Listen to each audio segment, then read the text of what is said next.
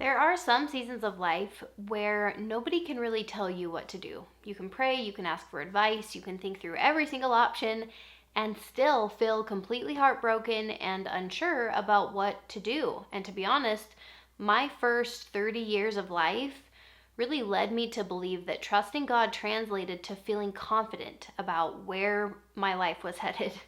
But divorce taught me that sometimes trusting God looks more like crying because it's hard, listening to the Spirit, and taking the next step anyway. And maybe most importantly, it taught me that some decisions are private, just between me and God. Because, like a lot of people, I spent most of my life worrying about what other people thought. Did they understand where I was coming from? Did they agree with what I was doing? Did they approve of my choices? Did what I was doing reflect and send the right message about who I was? But when we are faced with something incredibly difficult, it can force that worry to kind of fall to the background. Out of sheer desperation, we can find ourselves reaching out to God and trusting in His wisdom and character to get through something that we don't really understand and can't do on our own. Your life probably doesn't look like mine. I know a lot of people are not facing divorce right now, but regardless, there are seasons of life full of disappointment or tragedy or uncertainty or loss of control. And I just want to offer you some hope that truly the greatest peace comes during those times.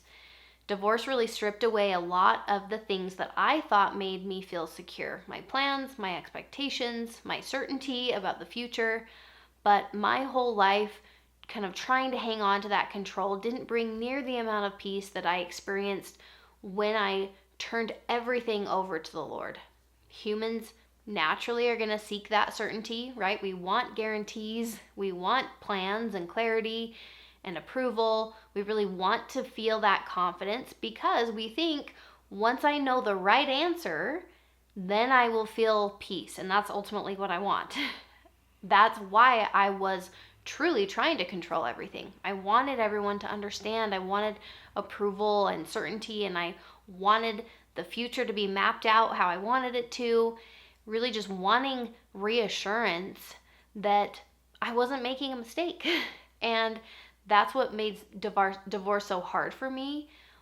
It wasn't just the grief, which was immense, by the way.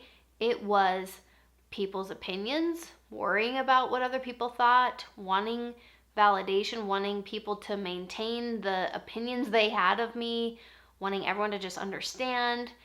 And it was hard to feel very misunderstood. I was carrying a lot of fear, not only about my future, but about getting it wrong or appearing like I had gotten it wrong. But divorce really forced a choice. I was at this crossroads, knowing without a doubt that something needed to change, just wasn't exactly sure what that change would be.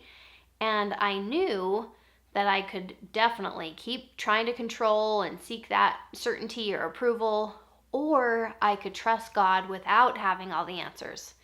And the beautiful thing about life falling apart is that you really stop asking for guarantees and just start begging for a little bit of guidance. Just the slightest idea about how to move forward.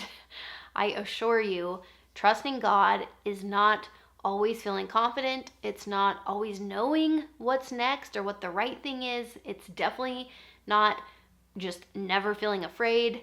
Trusting God a lot of times for me looks like feeling the feelings, crying, wondering, grieving, and just choosing to take a step forward. Having that leap of faith and really trusting that He is behind you and He is helping you to know what's best. And these aren't always decisions that have an explanation, right? They're very personal and sacred and between you and God. And I've kind of found some general takeaways that I have now been applying to my life since.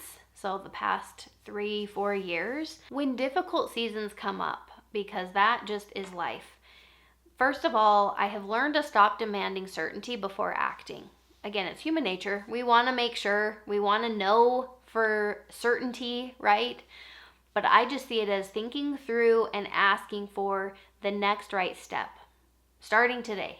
Like what to do today? One little tiny thing that feels like maybe I'm heading in the right direction. In my experience, if your question feels too big, then it's not the right time to be asking it. Part of my divorce was choosing not to homeschool anymore. That was really difficult for me. I have a video about that. And it's those types of decisions. There were times where that question felt too big. It felt so overwhelming and daunting. Like, should I keep homeschooling? I was so overwhelmed to the max. So many feelings. Like, I just wasn't ready to seek that kind of big answer. And so I broke it down, just smaller pieces, bite-sized pieces, to kind of find the right way to just start moving forward a little bit. I also like to bring my fears to the Lord. It takes some effort, but I am really trying to be done pretending, be done trying to be brave all the time. My honest concerns are worth sharing with Him, and in doing that, it helps me start to be honest with myself, because that can be hard for me. And then it's absolutely key for me to trust the small promptings that I get along the way. The little tiny impressions or thoughts or feelings or nudges, however the Spirit speaks to you, because it's different for all of us. As we learn to recognize that and act on it, we are able to move forward, and it feels good to move. Being stuck in uncertainty is pretty torturous. Maybe that's just me. Let me know in the comments if you do well in limbo, wondering. As we start to take those little tiny steps, it actually helps. It brings some clarity. And as I put my focus more on that, like listening to those promptings, acting on that, it's a lot easier to let go of other people's opinions. I'm living my life for me, and God knows my heart. He loves me unconditionally, and He offers me peace all along the way. It's always there.